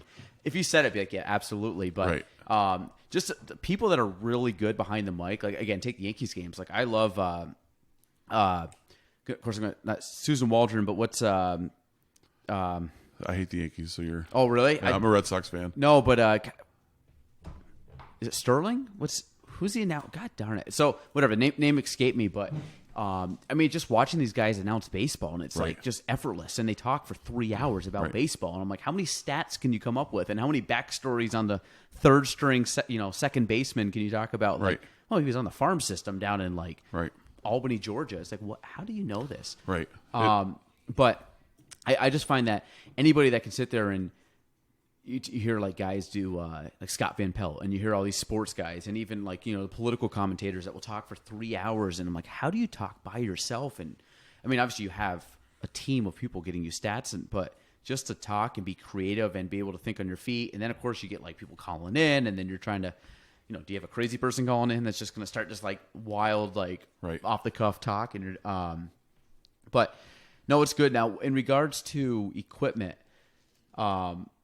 you talked about these mics. Like, what kind of mics do you use? Sure. Yep. Same thing? Same brand? Yep. I like these. So based on everything here, but the most like costly is this little machine, which is the recorder, and then the mics. Right. Because I was like, I'm going to get a good recorder, good mics. Everything else is pretty basic. I'm trying to, like, this arm is better than these arms, but I got to get a better table before I invest in all the way. But good mics make a huge difference, especially like these little like wind protectors, what we call them. Wind protectors. Have you ever seen the thing on the big mics where they call it dead cat? Yeah. Which is like that like fuzzy thing that you put on. I've never really used those outside. I don't tape a lot of stuff outside, but I guess I'm assuming they work fine. Right. Just kind of like soften the wind. They do. We don't use a lot of them because most of the weddings we do, they book the videography, and to me, that just kind of it doesn't look. They sound amazing. Yeah. But that's why we don't use like mic stands or things like that, just because we don't want them in the pictures and things like that. So do you use these right here? Sometimes, yeah. If we don't, we'll ask the bride and groom if they're okay with it, just for the photos and things like that, because it kind of makes the mic look bulky and things. Oh, so you'd rather take that off? But it does. If it's a windy day, it does help. Yeah. I was gonna say I've always left them on because it's supposed to stop like if you like spit or make those like little sounds. It kind of just softens it. Right. So it's Muffle. Yep. Yeah. So and it makes a difference too. I think when you have just good equipment and you can actually hear the sound quality come out. Right. It's like when we're in headphones, you hear the sound quality versus taking them off, and then you're like, wow, this is really weird. I mean, it's talking normal, but when you put these on, it's like you're almost like you're locked in. You can feel it, and then when you replay it, like, oh, that's exactly what it sounded like. Right. So you're kind of getting a sneak preview of whatever's going to happen, or whatever people are actually going to listen to. So, so do you have any intention of, like you said, with the farm? I mean, keeping the farm the same size, growing the farm, just kind of still like, could I call it like a hobby farm still? Or is it kind of beyond a hobby farm? I would, yeah. And I heard Dylan say that the other day too when he said his was a hobby farm, but. To me, a hobby farm is like 1 or 2 animals. Where it truly is just like a little hobby. Right. You kind of taste it a little bit. Right. In it. And I don't, and his numbers are up there, I feel, and mine are up there. Richard's Ranch and Ross's Point, he does the same type of business as we do. All our numbers are, to me, are up there. Anything above 30 is a good amount in the beef business around here. Let me rephrase that, because, no, I definitely want to get bigger. That's my goal right now, is because of the DJing. I don't want to be gone every weekend anymore. It's fun, but it's not at the same time, lugging equipment around, doing things like that. I'd rather be home, and there's a lot more problems on a farm than there is DJing. Let's get that. We have a lot more sad days on a farm than we do on DJing. A lot of things you can't control. Exactly. Twins isn't a thing in the beef business, but we had twins this year, and one of them my brother took because the calf just it couldn't walk very. We don't like to keep our animals in a barn very long. We like them to roam in the pastures and things like that. So they ended up taking one of the twins just because she didn't come out as well as the other one. I got a question for you. When it is going to rain, do cows go on the ground to keep the grass dry? That's the second crazy questions I've been asked with another one I'll talk about in a minute. I don't know. I've never heard of that. Cows will sit down if a storm's coming and things like that, but I don't think it's to keep the grass dry. Because I wasn't sure, so we were driving out. Anna, the girl I was telling you about, we drove out. We were visiting a friend out in St. Lawrence County, and we were going past cows. She's like, "Oh, the cows are on the ground." I'm like, "Yeah, it's going to rain." She goes, "What do you mean?" I said, well, cows go on the ground when it's going to rain. I don't know. It's just something I was told as a kid. And every time it looks like it's going to rain, cows are laying on the ground. And she goes, well, why would they do that? And my only thought was it keeps the grass dry. So when it does rain, they're not sitting on wet grass, which would be the most simplistic answer in the world. Right. But there's probably a better reason why they do it. I don't know. Maybe it's just like the idea of, was like back in the day when when they talked about like bombs coming down, get under your desk, like it was going to make a difference, but it just felt like you were secure. Right. Like, I don't know if it's just if they're lower to the ground, they feel like they're not going to be hit. Maybe if they're in a field too, high point, the cows at a high point, get down as low as you can. I don't know. Right. Where we live, we basically, besides the pasture behind the barn, but we live on a lot of flat, where the cows pasture graze right now, it's flat. So I don't know. I've never heard of that. But that's a question like my father, they would know. They might know the answer to that. So what was the other question? What was the other crazy question? And I asked Dylan at the fair the other night. We went and watched the tractor pulls, and my buddy Adam asked the question about beef.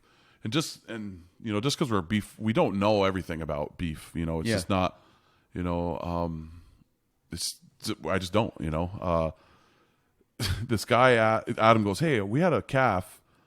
And they bought a calf from another farmer. The farmer called and said, hey, does that calf have a black tongue? And Adam's like, I don't know. We'll go check, because if it does, that means he's Angus, and I want him back. So Adam asked me, he's like, that a thing? And I said, I had no idea what you're talking about. So I asked Dylan, who to me is, like I said, very well educated in this stuff. I didn't ask my father because I think he would have the same answer I did because I've never heard of it before. Yeah. Dylan's like, what are you talking about? That's the first thing. He's never heard of it either. So I told Adam, I'm like, I think the guy is pulling your chain. Because I guess the calf did have a black tongue. And he took the calf back. Because he really did. Yeah, because he didn't know it was Angus because Angus is better meat, Yeah. than your basic dairy cow. So I'm like, all right, well, so that was the first I've heard of that. It's almost like thinking chocolate milk comes from brown cows. Right, exactly. Right. Absolutely. Right. We have purebred red Angus now, and I'm like, Renee, check their tongues. Are they red? What's red Angus? So basically, they're red. The cow's fur is reddish. Yep. Okay. Yep. So that's what you would call it. Black Angus, red Angus is actually the color of the cow. So when you get like a black Angus, it would be the black. Was it fur? Skin? Fur? What's a cow got? Yeah. Skin? Yeah. Basically, yeah. Okay. Because they're soft, but it's kind of like it's like a harder. They do get a good coat in the winter, though. They do shed. Cows, okay. They do shed. You don't have to shear them at all, do you? We used to when we were dairy, but we don't. You mean like you would like a sheep or something? You trim it off, like you basically give it a buzz. It just falls off and things. If you go around our pasture after the winter, you'll see like clumps of hair in the trees because they're rubbing onto the trees to get the fur off and things like that. Now, how big can the cows range weight wise? I mean, our biggest animal is probably our bull right now, or Addison. The bull, it's got to weigh over 2,000 pounds. He's a big 2,000? Yeah, 1,800. He's a big boy. He's a little too big. Gee, how tall is he? I like if he stands like is he above your head? Oh no, he's not above me. But okay. Probably about your height, but he's just. Let you know, cows' heads usually go down, not up. Yeah. Right, and Addison's I was probably thinking horse. Yeah. Okay. Between 1,600 to 1,700 pounds. Do you name all your animals? We name a lot of them, which is not a good thing to do in our line of work. Yeah. But my mom she was the best when it came to this stuff because we do get emotional when animals leave. It's just it's a weird thing for us, but she's like, Mike, they could have had 5 amazing years. It's okay to have one bad day. Yeah. That's why some of my coworkers will go, what's the difference between your meat and the meat, the Angus I buy at the supermarket? Well, where'd that Angus come from? They can't answer that question. To us, we can tell you exactly where Angus came from, what kind of life they lived and things like that. Well, I think a lot, it's like hunting too. Like we talk about people like I don't hunt, but I know people that do hunt. Like when they go out and like they say they shoot a deer or whatever, like that. Number one, they do it as humanely as they can, and they want to make sure they hit it in the right spot, so it's like an instant death and not suffering. And then they sit there and they use every part of the deer, so you're not like wasting anything too. Right. So it kind of gets to the point where, like I look at it, I've always looked at hunting or raising cattle like it's like you kind of look at was it like a natural selection or survival of the fittest or whatever. Like are humans the best capable of surviving in the wilderness? Probably not compared to animals, but at the end of the day, we were gifted with different qualities like brain function, joints and fingers and things that we can do that other animals can't. Right. Talk, communicate, do all these things. So at a certain point, I would deem in certain situations are the top of the food chain. I mean, yeah, if I'm in the water with a shark, I'm probably out of luck. But like for the most part, I look at that and then you kind of look at like everything that happens with an animal. It's like it's gonna at some point an animal's gonna pass away. Right. So it's like whether it does it that way or it does the way you did, it's probably going to have a better life with you than it would be out running around starving for food. Right. So I mean, right. it's you get these big, big corporations out west and things like that where there's thousands and thousands of beef or any animals that are just in an area that's the size of our farm. Mm-hmm. They don't get a chance to move, and things like that, and they're in their own crap all day and stuff like that and. I guess that's one reason why we love the farm so much is because we make sure we give a good quality. How long does a cow live? So, you mean like until it was too old? Like say you weren't to bring it to the slaughter. Like how long would that live? Maybe beyond that. Well, dairy cows can live. I mean, I remember as decades. 15, 16 years old. So okay. But beef, they start to get old around 8 to 10 years old. Dairy cows, they really don't go in the pasture much. They do a little bit, mm-hmm. but they're inside and things like so they have their feet don't get all worked up and stuff like that. And So if you have 8 to 10 years on average, how long would you raise a cow for? so the mother cows, we'll raise them until we see that it's just one, they're not producing calves anymore, or they're just starting to get to the age where, like, we have one right now that we'll get pretty emotional with. Oh, sorry, 134. That's her name because that's her tag number. We call her Mohawk because she's actually got a mohawk.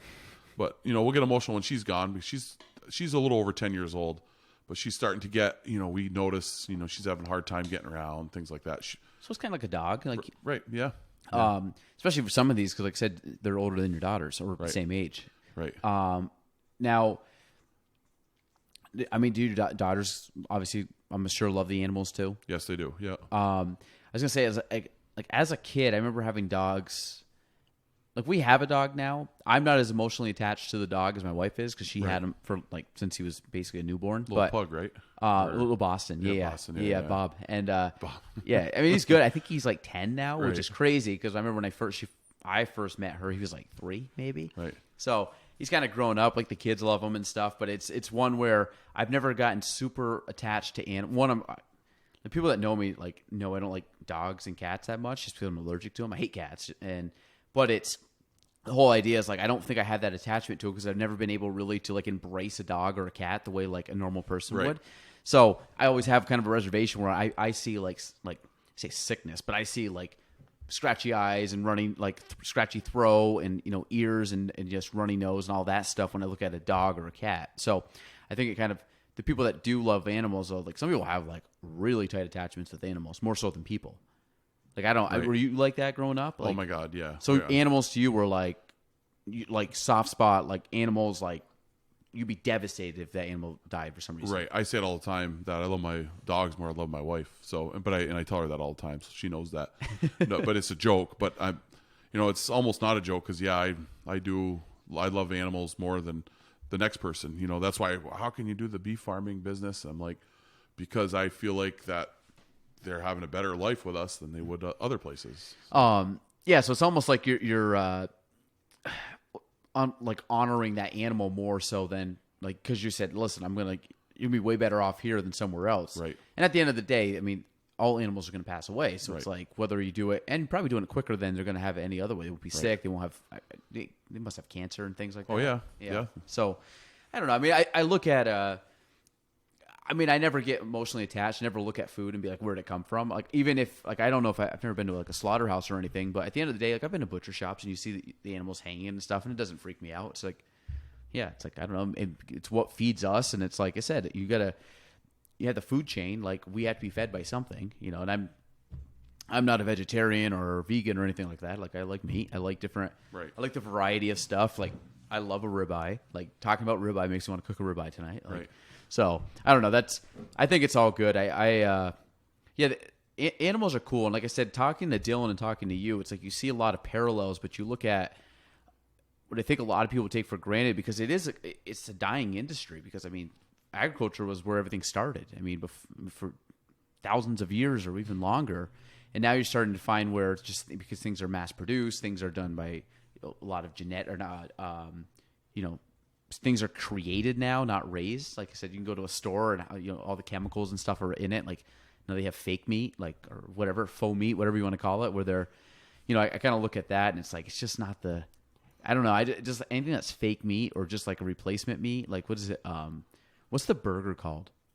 Well, that's not fake, I guess. But what's the, not turkey burger, but what's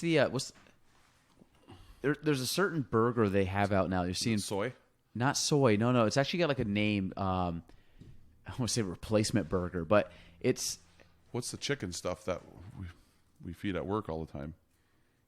But it's like a sponge. It's like a. I'm trying. If you looked up the burger, they have it. They have it at places fast food restaurants will serve it, and it's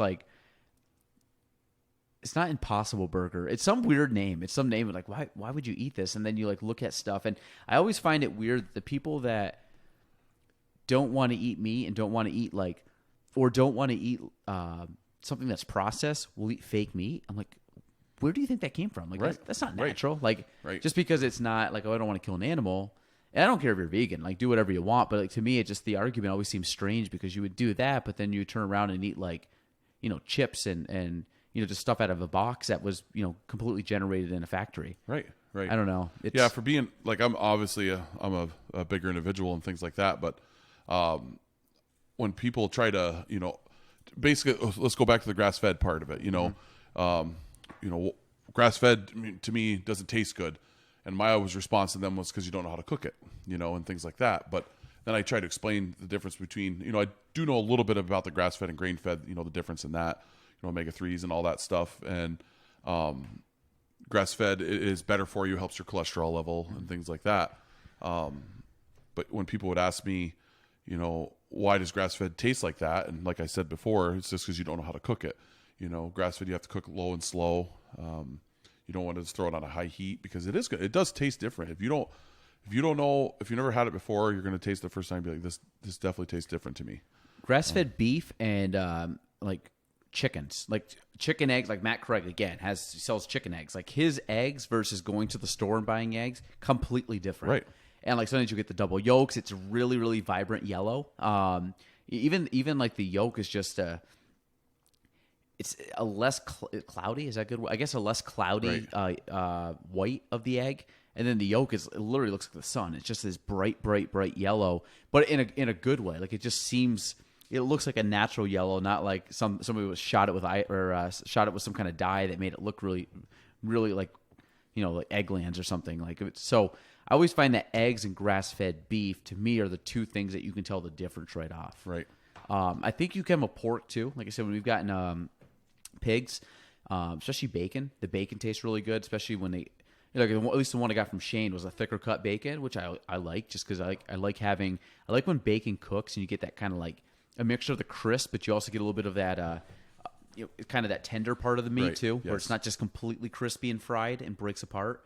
So Mike, what you said in college, you were what? Was it track and field? Yes, sir. So Yep. what'd you do? Did you go to Plattsburgh? I went to Plattsburgh State. Yep. I threw shot put, discus, and hammer in college. I threw shot put and discus in high school, obviously. Brett Wilmot was my coach, and my throws coach, I have no idea how to say his name. All I can say is he's actually at the Olympics right now. He's like a commentator for them. So Really? Yeah. For the track and field? Yep. So that was pretty cool seeing him on TV. He was a coach at Plattsburgh? Yeah, he's from Montreal. Niels, I want to say was his name. Brett's going to kill me for not remembering his name, but I'm actually friends with him on Facebook too. I just don't remember how to say his name. Because Brett's still involved with like U.S. like athlete training, right? Yes, he is. Yep. Because I've met him once. My wife knows him, but I think he's involved with Lake Placid, something down there. He's coached athletes all over the world. I mean, he's in track and field. He's in other sports too. He's very well educated when it comes to weightlifting and things like that. So he's always in training, physical training. But yeah, he was my track coach. I did, like I said, a shot put and a discus in high school, and then when I got to college, I did the shot put, discus, weight throw, and hammer. I wasn't very good at the weight throw. So what's the weight throw? It's basically the same thing as a hammer, but it's shorter, and it's 35 pounds. That's not the ball you throw. That's like shot put. I know you keep kind of up by your chin. Yep. And you kind of just almost like heave it off your shoulder. Right. But is the weight throw you said? Is that the one they spin on the chain and toss? That's hammer, but it's the same thing. So hammer's long. It's I don't remember how long it is. It's a ball on a chain, right? Yes. Or the weight throw is indoor though, and it's shorter, and it's a rubber ball. Because you got to throw it indoors, but it's only like this. It's probably only like this long. It's got and that weighs 35 pounds, but the hammer only weighs 16 pounds. And the hammer is the one on the chain. Yes, but it's not an actual hammer; it's a ball on a chain. It's basically a shot put on a chain. Okay. And then what was the last thing you said? Discus. Discus. Yep. And that's literally looks like a frisbee. Right. Kind of like they go and just like chuck it. Right. Yes. How heavy is that? That's in high school is 1.6, and in college I want to say 2.0 pounds or kilograms. Kilograms. Okay. Yeah. So about 5 pounds then, roughly. Yep. What was your best event? Shot put by far. So was that your favorite one? Yes. Favorite probably because you were good at it. Yep. How when you start saying how much that weighs and then how much it like takes to throw it, because I've said you take like what you said 35 pounds is the weight throw. Yeah. Like that's a kettlebell. Like they're like the lighter of the kettlebells. Right. Like you can take that and like to take that and like throw it. That's impressive. Yes. How far could you throw that? My best for that was 68 feet.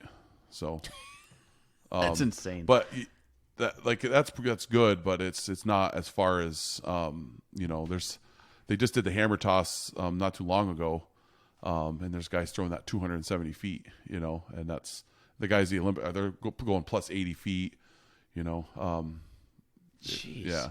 I didn't even I wasn't good in college in weight throw. Brockport had a bunch of throwers that were just better, and I was just learning how to do it. So Were you in college? Were you much like smaller than you are now? yes, yeah, I was probably about 280 in college. It just seems like when you see like those sports that you watch in the Olympics. Like right now is when you watch all these sports you watch every 4 years, Right. and you watch and like, that's kind of cool. But then when you actually, if you've done it like you have, and you watch, you're like, holy shit, this is impressive, Right.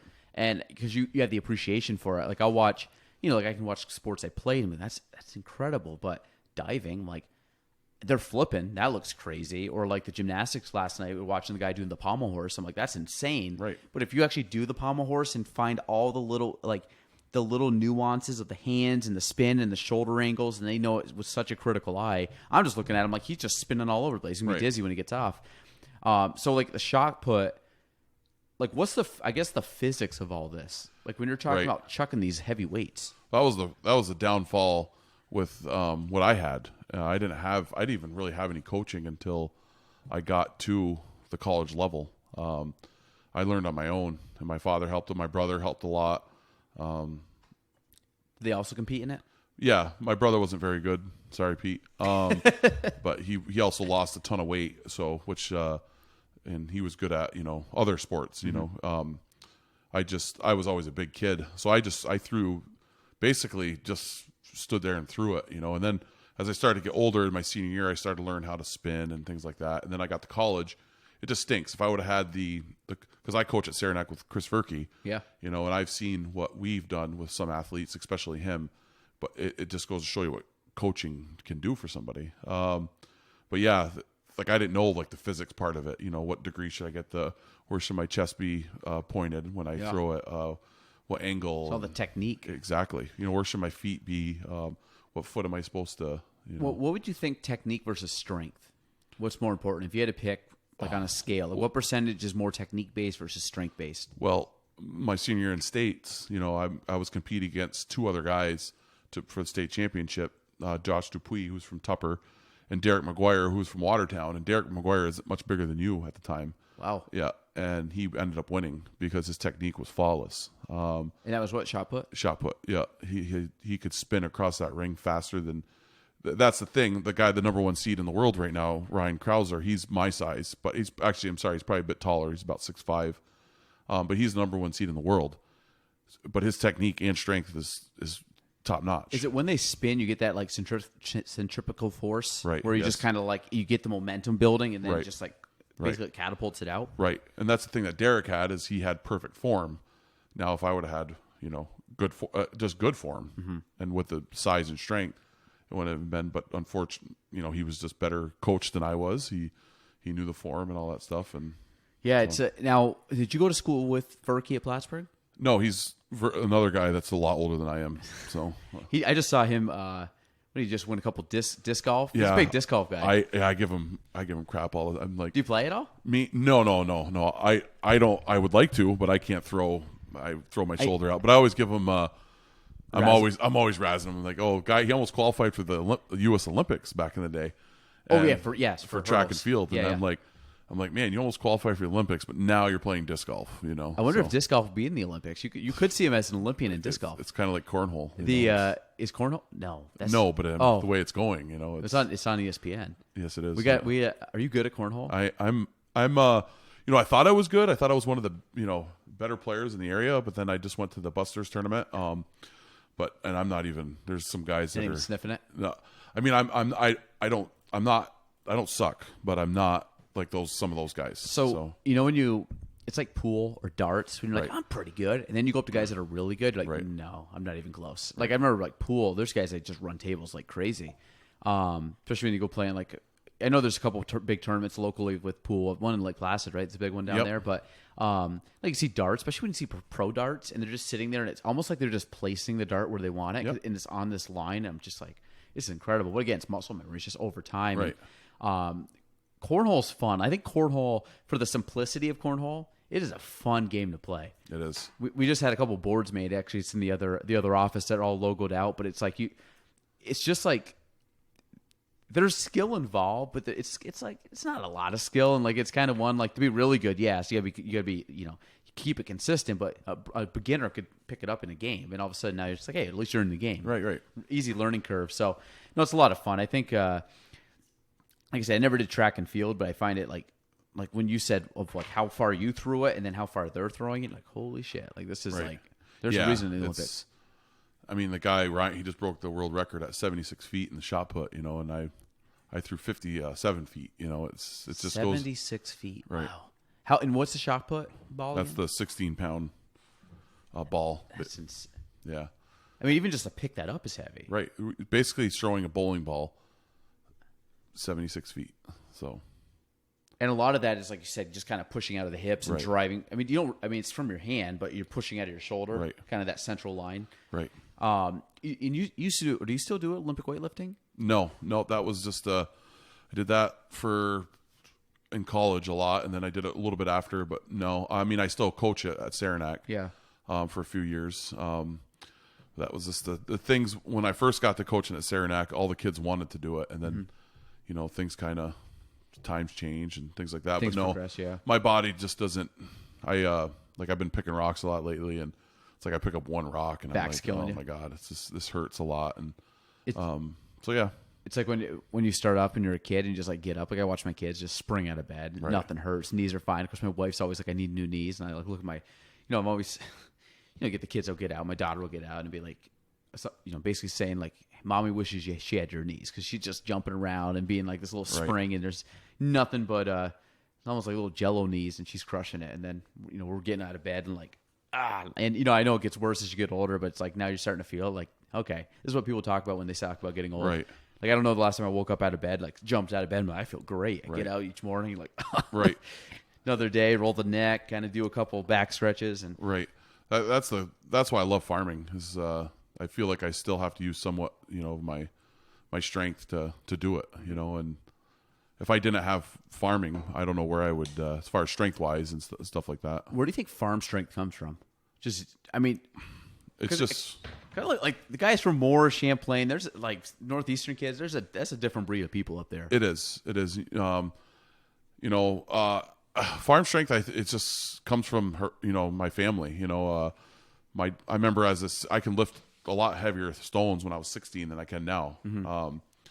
Just because you're always lifting something, even if it's something small, like a square bale, or if it's you were always lifting something. And it's crazy because you ask like a guy from Moore's or Champ, like a farm guy, to go pick up 600-pound deadlift, they can't do it. Yeah. But you go to ask them to pick up the 600-pound rock, they probably can.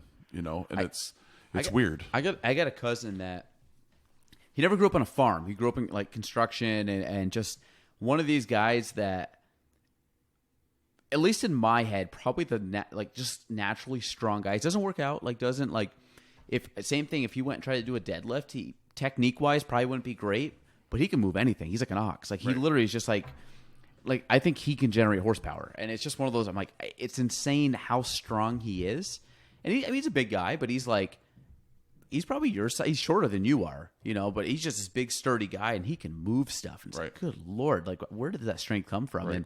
And there's something to be said by that and dad strength, Right? Because dad strength's another thing too. And you see those I just think at a certain age, you just it feels like you just finally morph into, I got some strength I didn't know I could tap into now that Right.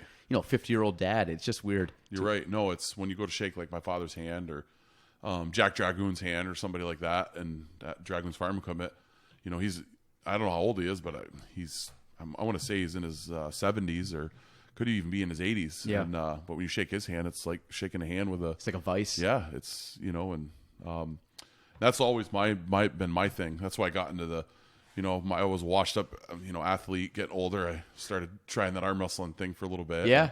I still bug Gina about that. I said, Yeah. do you know Gina took second place in arm wrestling? And there's only 2 people. Yeah, I can't wait to tell I'm going to tell the kids when I get home. I'm like, your mom was a second place arm wrestling champion. And I remember watching the video because I wasn't there. I watched the video and it was like her hand went like, right. Well, that's the thing. It's the girl that beat her. She was from Morris, So yeah, that's so funny. Right. But grip strength has always been I always want to keep I kind of get concerned because lately I've been, when I go to feels like I'm losing a little bit of grip strength, and that's where that's why I want to continue the farm, because I always want to keep that, especially with DJing and lugging equipment around and all that stuff. I find my left, I feel like I'm starting to get like, I don't know if it's arthritis, but it's almost like from texting. My thumb, like my left thumb, this is really weak. Like almost to the point where sometimes I can't like lift up on it because it just, I feel like this whole thing is just giving out. But there's a guy I know, he was actually a client, and he goes something about shake my hand or something because grip strength. And he like went in, he goes, all right, squeeze my hand. And I was like, trying to squeeze it as hard as I could, and then he goes like this, goes whoop, and I literally felt like it was constricting around my hand. Like, holy crap! Right. This guy wasn't even that. I mean, he basically was just like he could just go like, all of a sudden it felt like your hand was going to fall off. So there's something to be said by that. These guys that just have strength. But, Mike, wrap it up there. Sure. Not too bad. Your first podcast. No, it was fun. I had it was a lot good. of fun. You said you were nervous, but you rolled right through. I don't think anybody's even going to notice. No, I mean, I'm sure people notice some things, but I'm sure my wife or brother, actually my father, will probably be like, give the play-by-play. Right. But I really appreciate it. For having me. Well, kind of give us a plug if anybody wants to either tackle the cattle or tackle the Big Show Productions. Where can they find you? How can they get reach out, use your services? If you just want to get some amazing Jubert Castine Farms beef, you can always reach us on Facebook. That's honestly the best place. Or you can contact me via cell phone. The Big Show Productions, we also have a Facebook page for that. But like I said, come 2023, we are only doing 2 weddings per month. And when you book us, you either got to book all of our services or none of them. So we're trying to transition into spending more family time. So we want to make it worth our while. So again, give us a call and things like that. So. And I personally used you for both of them, and I can say third party. You guys are great at both at what you do, and great family. Shout out to Renee and the girls. And that's it. That is episode 147 with Michael Castine. Thanks for listening to the Galen Trombley Show. If you want to reach me, you can go on Facebook at Galen Trombley, on Instagram at Galen Trombley, and on YouTube at Galen Trombley.